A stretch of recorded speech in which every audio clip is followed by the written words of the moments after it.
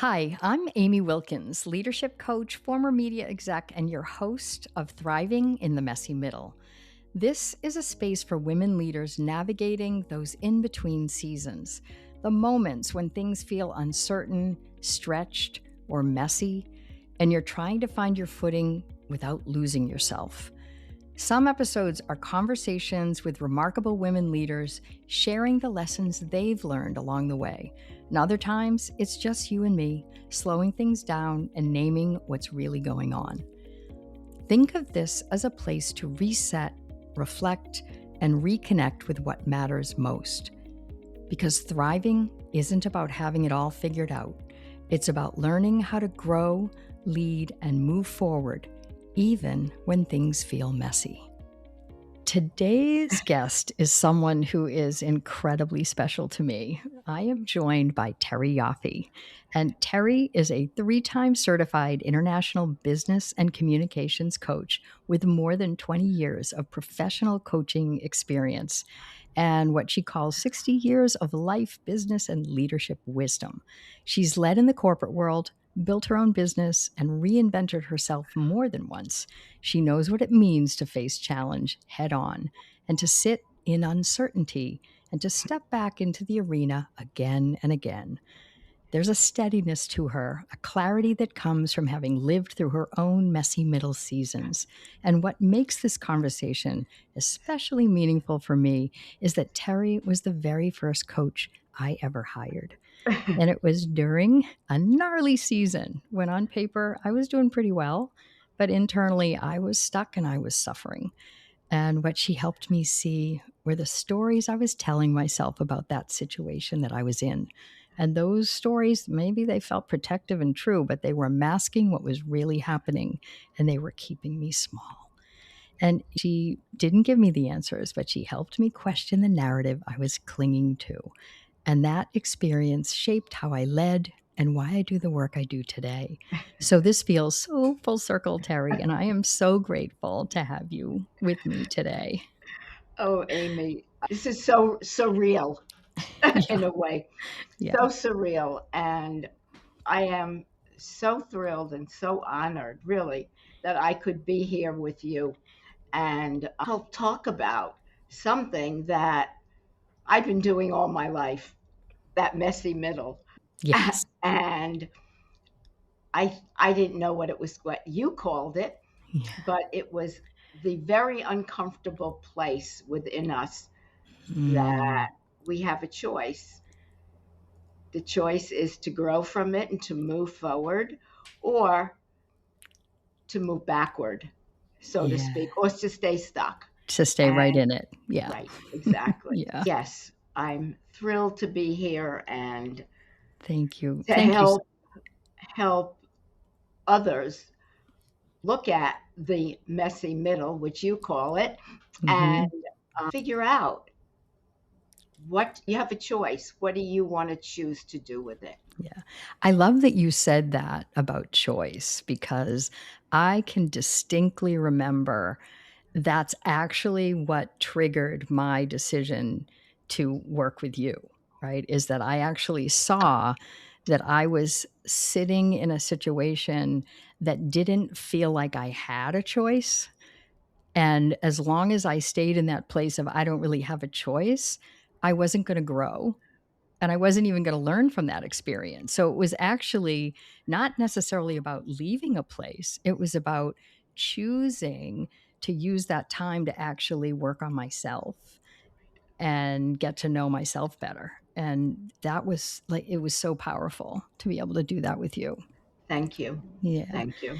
So I would love to have you share maybe a meaningful, messy middle time in your across your beautiful swath of career, and just let us know. It could be career or life, right? Because messy middle can be triggered by other things.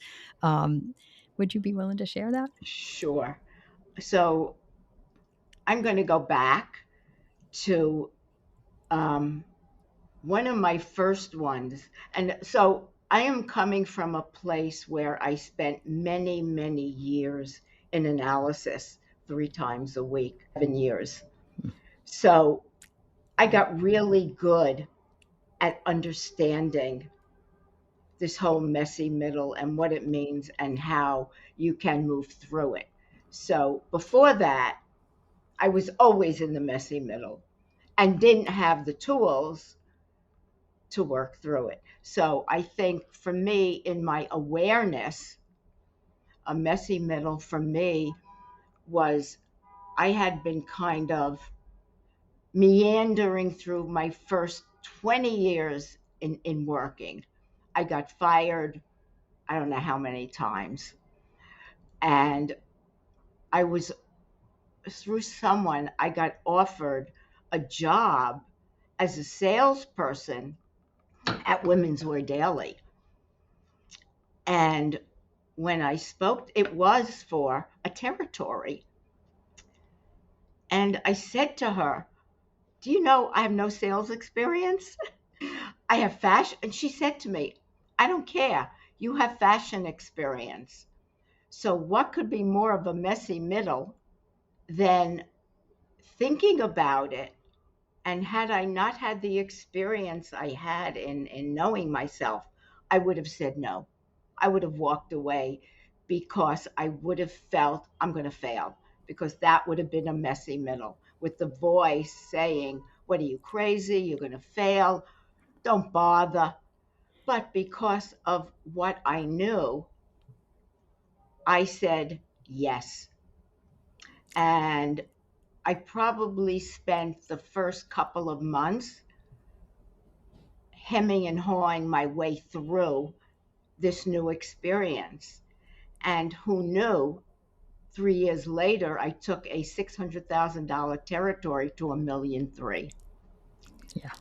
So that was a messy middle, but I had the awareness to understand the choice was my choice and not the choice that would have been part of my mindset a while ago. Like the voice in our head that tells us we Right, can't do things, right? right, That limiting exactly. beliefs and Right. yeah, Yes, puts a lid exactly. on what is possible. I think what you just shared is really important, right? So one of the things about the work we can do to actually acknowledge that we can step into something that might be messy or scary and still do it anyway. Exactly. And Yeah. that is my theme song. Um, Say more about who that. knew? Who knew? From there, I went to have a stellar career at Condé Nast with two magazines that I was there for 11 years. And, each magazine, I fumpered my way through to get to know the magazine and how do you present it and all of that. But I stayed and I did very, very, very well. So it's, I think, starting to become aware of yourself and what goes on in the mind and what do you want, which could be two different things. Yeah. So how do you do that? um, I think it comes down to starting to have a belief in yourself, which before therapy, I never had, right? I never thought I was worthy. I never thought I was valued. So if you have that mindset, of course, you're not going to be open to what comes your way that might be new. You will stay in the same arena that you've been in because it's safe and you don't have to struggle. But, But is or that at, true? Let's just inspect that a little bit, right? Because well, yeah, yeah, right? Sometimes those places we stay that we think are safe are actually maybe the least safe. yeah, and that was what I was going to Oh, say. sorry, I That's all jumped right. in there. No, no, no, that's all right. That we stay in them and they're still uncomfortable and we don't know why. And at that moment, I think we have to decide who we're going to go to battle with, either our mind, which is a very difficult battle, or with ourselves, in that separating ourselves and say, I hear that voice, however, I'm going to make another choice and step out of the comfort zone. That's the that's the job of the mind, is to Yeah. keep us safe in a comfort zone. So it takes a lot to say no to the mind and yes to what we want to create. Yeah. And how have you done that? If you think of another messy middle time for yourself, like what did that process look like for you? So while I did well at Conde, I mean, I had a voice at home, my husband saying, why don't you start your own business? Why don't you start your own? And I said, no. Am I going to walk away from golden handcuffs and insurance, even though I was miserable, right? It had gotten to a place where it was time to leave. But the messy middle for me was, why would I give all that up? And the other part of me said, it's time to give that up. And I made a choice to leave. However, it was very difficult. As I say, I got in my rowboat and started to move away from that shore, away from the security, away from the golden handcuffs, away from the people you knew, away from. And yet, in my heart, I knew it was time to leave. And I did. And I went into my own rep company. I remember that. And that was another messy middle. What am I, crazy? No, at that point it was, I didn't realize the impression I made. And I got business. People knew me, they knew my work, they knew I was trusted, I was loyal, I had integrity. So I did really well.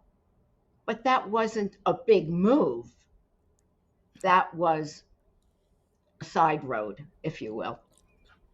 And then when that landscape changed, there the messy middle came in, because I knew I couldn't go down that road anymore. And And what? Yeah, go yeah, ahead. what's that tipping point, right? When The tipping point was, it's like the book Who Moved My Cheese. You're going to keep going down that same avenue and there's nothing there. I'll try this one, there's nothing there. And I truly exhausted my trips down those lanes with nothing there. And that was it. Even though I had no idea what I was going to do, it was time to step out of that role and step into an unknown role at that point. So you talk about a messy middle where you have nothing to hold on to. That part of your life is over. The whole media advertising gone. I did not want to go back.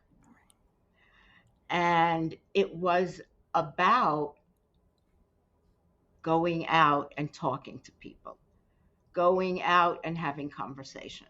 That's a messy middle too, where it's like, it felt like hat in hand almost a little bit, right. right?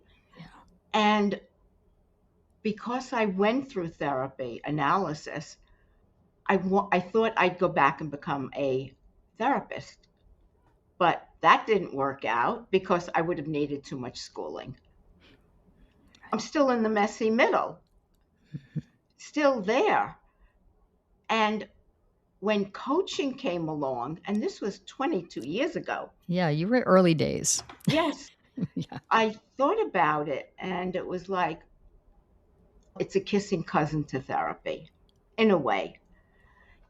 And so I went from the the top of the heap to the basement. Really, in a way, I had to go back and do courses and training. Messy middle. I was shifting gears into a whole new arena that I knew nothing about.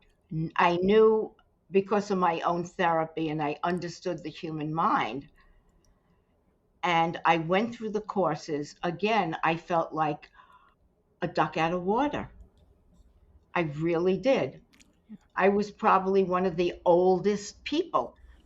I started my coaching career at 40, at 60. Yeah. Yeah. And okay, go through the do all that. And you have to think about where was I going to get clients? Yeah. Let me Still, ask you yeah, a question about because we go through more than one messy, and that's one of the things I want to make sure that our listeners really get. Like, this doesn't happen once, especially if we're living a big life, right? right. And continuing to grow. Did you discover, or do you think that those previous messy moments that you moved through helped support you when you were having this, the one you're talking about now, right? That messy moment. Think so. I think what I learned through 7 years of analysis, 3 times a week, at the end of it, and it was still going on. I'm still getting downloads today from things I worked on X years ago, is that I came to realize that going through those years, and I said, if I could go through that, I could do anything. That was probably the toughest, most grueling, most uncomfortable Hmm.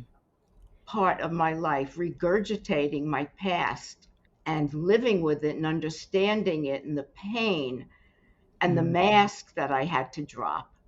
So I think going through that, no matter what was next, I could do it. It was my mindset. Yeah. Yeah. And I think that's one of the things that we sometimes can look back on, right? Like when a new messy time shows up, we have the opportunity to reflect back and say, wait a minute, I did it that time. So this is different. I'm going through something a little different this time, but there's really no evidence that I won't also move through this one as well. And still go through the messy, Yeah. still go through it. I Oh, mean, yeah, I definitely. think we have them a good part of the time, Mhm. no matter what we're doing. And it's looking at them and saying, oh, hello, old friend, you've come back. Here you are again. And how Yeah. do we work through this? What do you see when it comes to them building narratives that keep them stuck? And how do you support these folks to move through those times? And that's messy for both of us. Um, they always have a tell of where they're stuck. Um, and it could be anywhere. I've had very successful people who don't know how to advocate for themselves. I've had people that were great at their job, but their personal relationships almost got them fired. So if they're coming to coaching, they know somewhere inside of them there's an issue.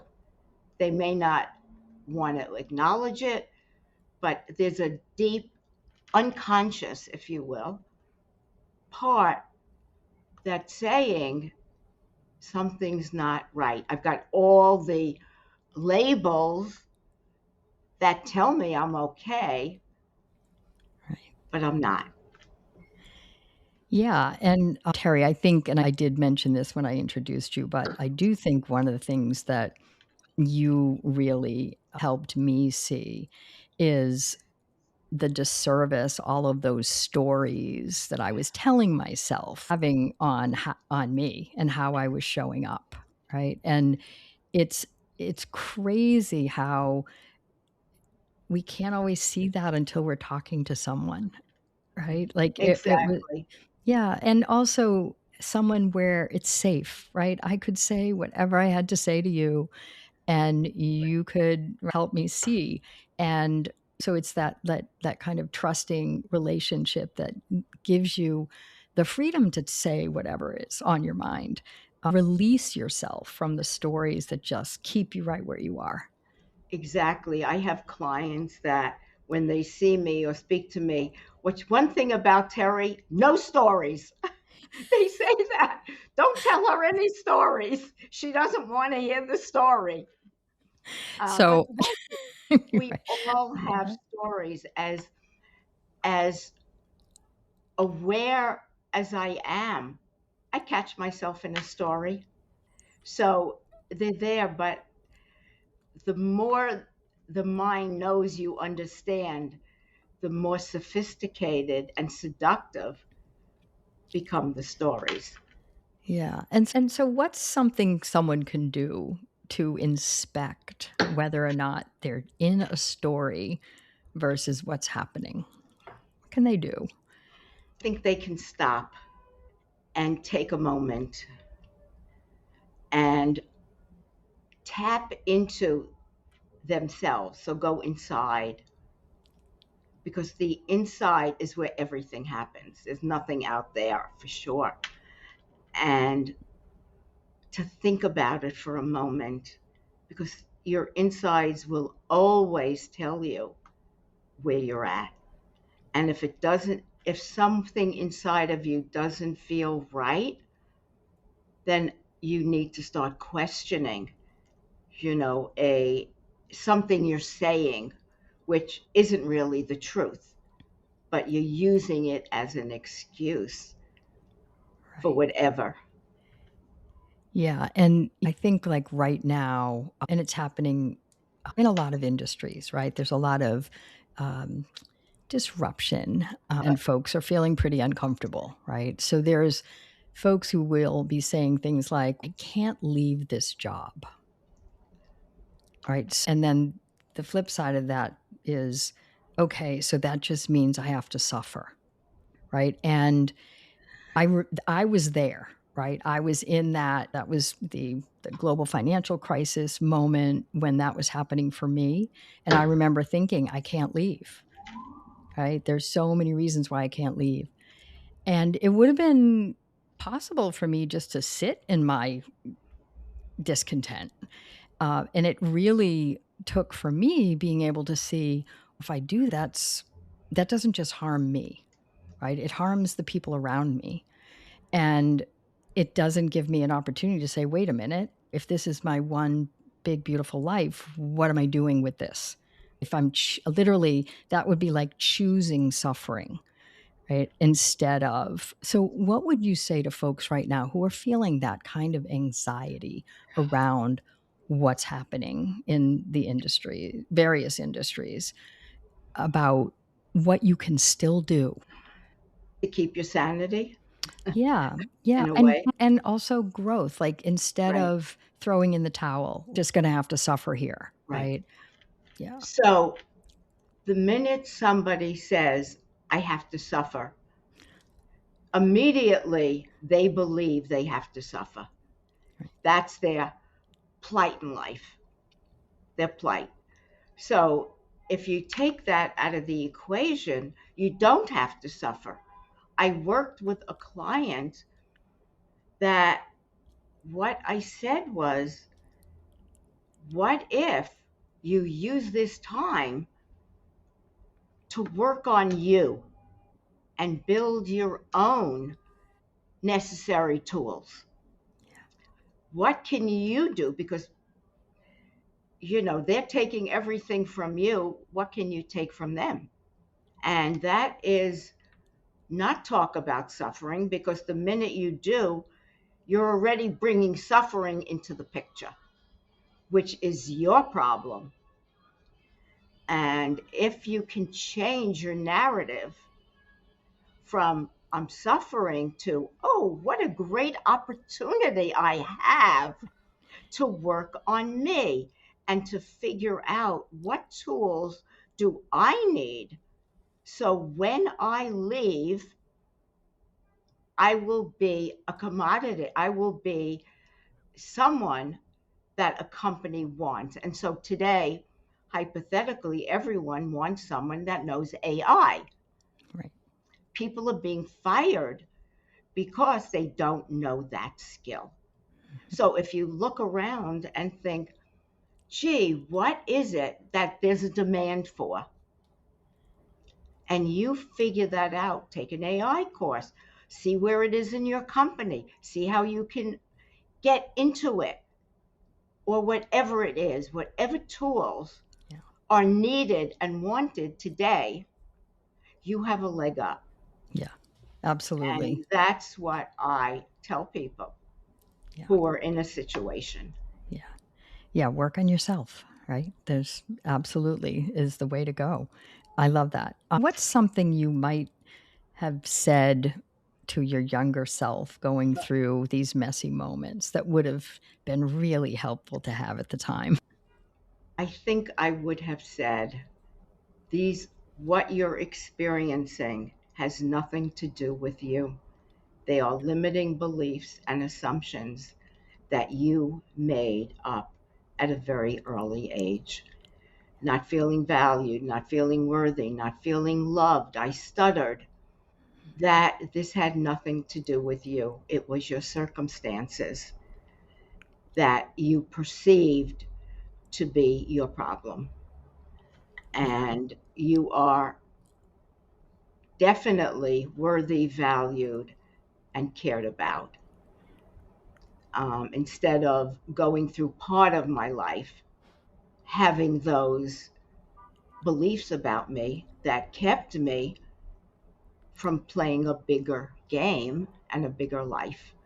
And once I started understanding that, I slowly said, wow, okay, I can do anything.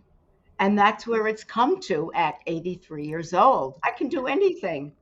Is there anything else that you would want to say to somebody who might be navigating something messy right now? Anything else that we haven't touched on? I would say it's very difficult to figure that out, but take the time first to look and see, look in the mirror. Think about all the things you've done, all the accomplishments, and all the situations that you've accomplished and been able to achieve. And based on that, how do you take those and move forward with it? Or alternatively, can hire myself or Amy to help you through the messy middle. Yeah, find someone to help you. Don't do it alone. Yeah, No, I'm a big fan of this, as it's why I hired you. thank you. Yeah, yeah. Oh, Terry, this conversation just feels so incredibly full circle for me me. too. Um, yeah, you were with me through a very challenging time when I could not see in front of me. So getting to do this with you as a fellow coach and to have this conversation about messy middle moments, it's like a beautiful completion. And so I want to thank you for the work you do and Thank for the you. questions that you ask and yeah, and I wanna thank you for being part of the reason I know in my bones that growth is possible when we're willing to examine the stories that we're living inside. So Absolutely. so Thank you, grateful. Amy.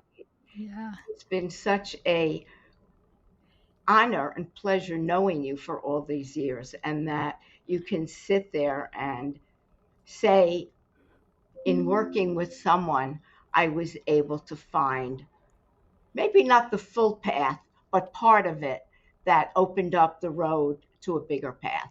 absolutely, for sure, yeah. Thank you. So thank you so much. Thank you. Thank you so much for listening today. I hope something you heard gave you a little clarity or maybe just a sense that you're not alone in this season. The messy middle isn't something we pass through once. It shows up again and again, and each time we meet it with a bit more awareness, a bit more choice, and a lot more self-trust. If this episode resonated, follow the show so you don't miss what's next. And if someone came to mind while listening, share it with them.